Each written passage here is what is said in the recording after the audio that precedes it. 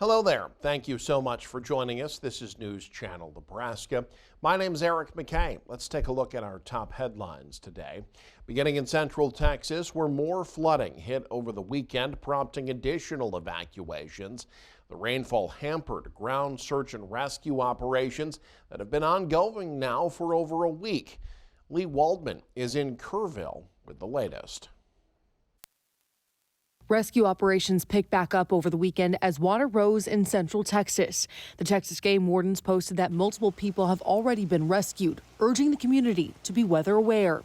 The National Weather Service forecasting the Guadalupe River reaching flood stage in several places. We're not out of the woods yet, not to mention that the recovery zone area there along that river is 121 miles. So it is a very massive undertaking. Texas Representative Tony Gonzalez is continuing the calls for accountability after floodwaters killed at least 132 people, including 27 campers and counselors at Camp Mystic in Hunt, Texas. What can we do in order to prevent this from happening again? To me, that is a level of accountability that we need to have going forward. We can't just allow girls to drown in the middle of the night. Commissioner Don Buckingham with the Texas General Land Office says their office will be in Kirk County to help the community heal.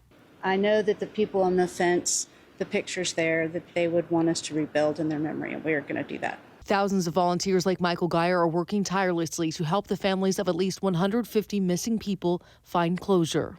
Even if it means just finding the remains, that's more than enough for me to kind of just give satisfaction that I did a job well done. It's very humbling just because all we're finding right now is just belongings. In Kerrville, I'm Lee Waldman.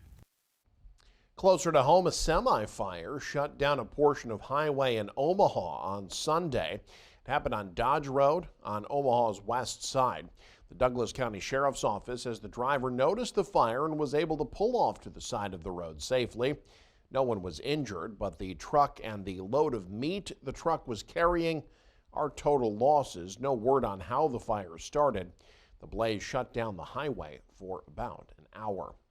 Nebraska finds itself at the top of an ignominious list. According to data released by LendingTree on Monday, Omaha has the worst DUI rate among major cities in the U.S., and it's not even close. The analysis of insurance quote data showed Omaha averaged 4.48 DUIs per 1,000 drivers, almost one full DUI more than second place San Jose, California. LendingTree says drunken driving convictions on average cause insurance premiums in Nebraska to go up about 75%. Younger drivers are the most common culprits. The insurance data showed Gen Z most likely to have a DUI on their driving record. A building in downtown Aurora is crumbling, and the city wants something to be done about it. The city council last week held a public hearing in response to the danger presented by the old Gambles building on the east side of the square in Aurora. The council discussed declaring it a dangerous building and considered an ordinance to waive estimates and bidding requirements for the city to fix the issue. News Channel Nebraska reached out to Aurora's mayor. We have yet to hear back. According to the Aurora News Register, the owner asked for more time to save the building while admitting he's had to overcome some of his own demons along the way. The city attorney said the building has been in fault of city code enforcement dating back to 2022. According to the News Register, no deadlines were discussed, so where it stands continues to hang in the balance. Southeast Nebraska buzzing with excitement at the decidedly bee-themed Jefferson County Fair this past weekend. Tim Hackett takes us to Fairbury for some sights, sounds, and thankfully, no stings.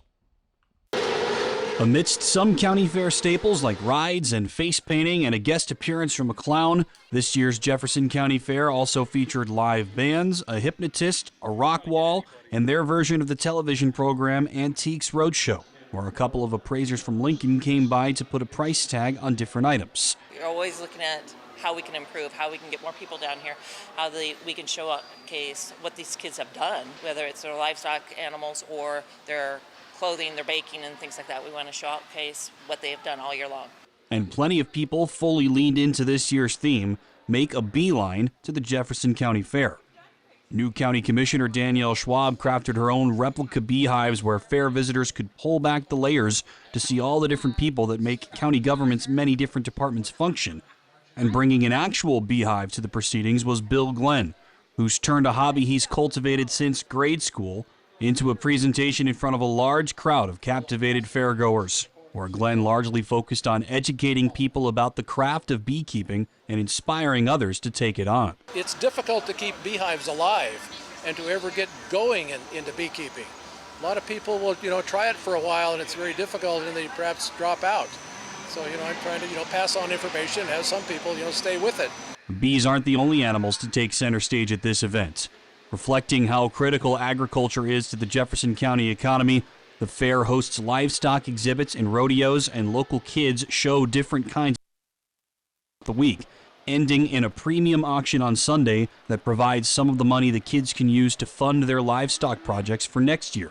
It's neat to see the bonding of these different schools, these different kids.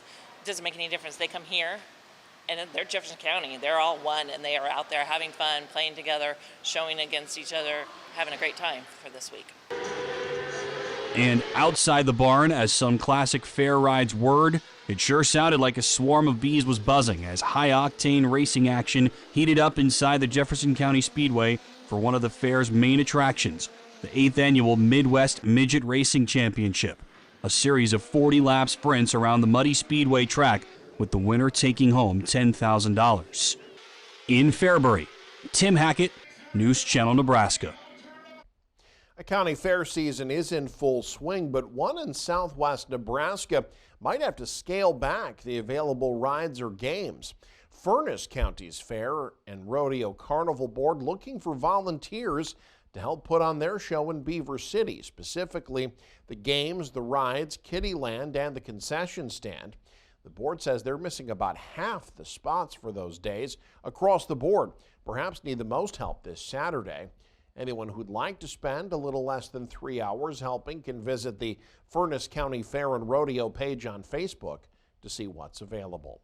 A tiny town in southeast Nebraska working to turn a relatively new summer event into a tradition that will help it survive and maybe even grow again in the future. Fewer than 200 people live in Alexandria, a small town between Hebron and Fairbury. But for the third straight summer, the town's small downtown stretch came to life to celebrate Bear Fest. In just a few years, the event's agenda's exploded in size, with enough activities to fill 3 days. It's organized by the couple behind Bear and Tea's Hideaway. It's the town's lone restaurant, which put down roots inside what was once the city's bank. Bearfest's goal, to raise money for and stoke a sense of community in the small town. And I started out in Carlton, ended up in Bruning, and met John, and I fell in love with everybody. I mean, the people, everything. So to bring it to life has been wonderful. I love watching it grow. Alexandria plans to reinvest the money raised from the weekend event back into the small community. Organizers say they want to build a playground on the site of the Old City Park, just a few blocks from the main downtown stretch, instead of forcing kids to cross a highway to get to the existing small play area next to the community center. Also on the wish list, improvements to the small fire hall and renovations to a largely dormant American Legion building. And finally, a years-long dream has become reality for veterans in central Nebraska. Peter Rice shows us how a community came together to honor its local heroes.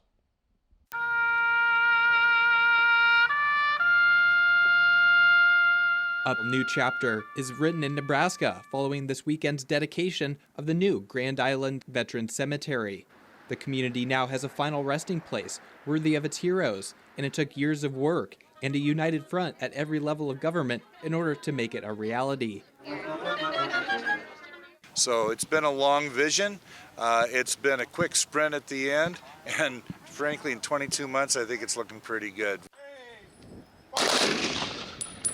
The new Grand Island State Veterans Cemetery is now open, 22 months after breaking ground, in more than 20 years after it was first imagined. Really fitting, full team of people from state, federal government came together and community to make this take place, and this will be the most awesome veterans home in the United States of America, only in Nebraska, the Nebraska way.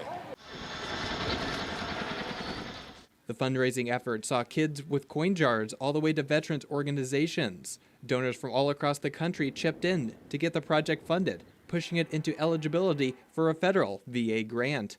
You'll always see, I think, really good support in Washington. It's one of the areas, the responsibilities we have as a federal government to make sure that we honor our veterans, that we take care of our military, and it's an honor to be able to do that, to give back to our veterans, to give back to their families for all the sacrifices that they give every single day. The 1.5-acre cemetery will serve more than 13,000 veterans and their families for decades to come. Full-body burials, cremation, and in-ground cremations are all available, and the facility is staffed daily. And the vision doesn't stop there. Construction is underway on several new additions, including 2 new bronze statues and a 40-foot clock tower at the cemetery's heart. The project highlights the unity across local, state, and federal levels. Governor Jim Pillen and U.S. Senators Pete Ricketts and Deb Fischer all attended Saturday's dedication. I think it underscores Nebraska's commitment and the commitment from our congressional delegation regarding our veterans and our active duty service members. It's a good opportunity for them to become reconnected, to say, hey, our team in Washington is batting for us here in Nebraska.